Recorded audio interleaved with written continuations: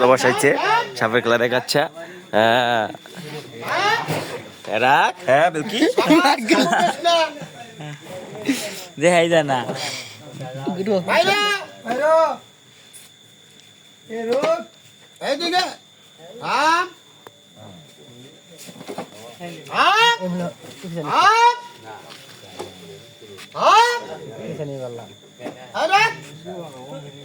Spring করিস না এদিকে।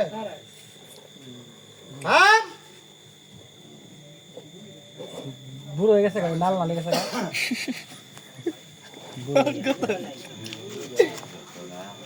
নাচা বলে আর এটা বাক্স লাগে বড়, বাক্স ছোট হয়েছে। আমি কাকা 22 বছর সাপ হাতাইছি, 22টা বছর কাটাই দিলাম এই সাপের হাতে। এখানে আস্তে আস্তে কাটটি কিনে বন্ধ করতেছি, মানে এই সাপের ব্যবসাটা বাদ দিয়া পাতলা একটা ব্যবসা হাতে নিতেছি।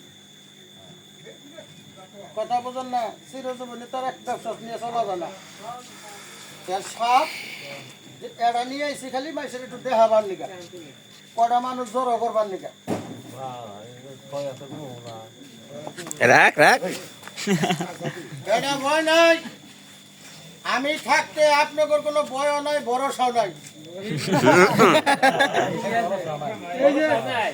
এরকম একটা সাপ রাত্রেবেলা হোক আর দিনের বেলা হোক, পায়খানা কি প্রসাব করবার নিকে বইছেন, পিছনে কি সামনে আইসা যদি কয় খালু কেমন আছেন, এই লোকের কি হাগবো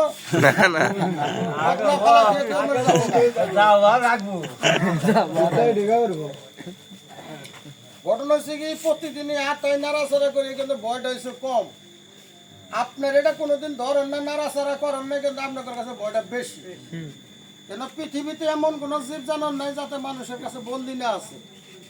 গুপ্পুর সাপ ধরা কোনো ব্যাপার না, কিন্তু আপনি একটা হিসাব করেন কি জানো, ওই গুপ্পুর সাপে যেন কামড়টা না দেয়, কামড়টা দিলে আপনার বেজাল হয়ে যাবে।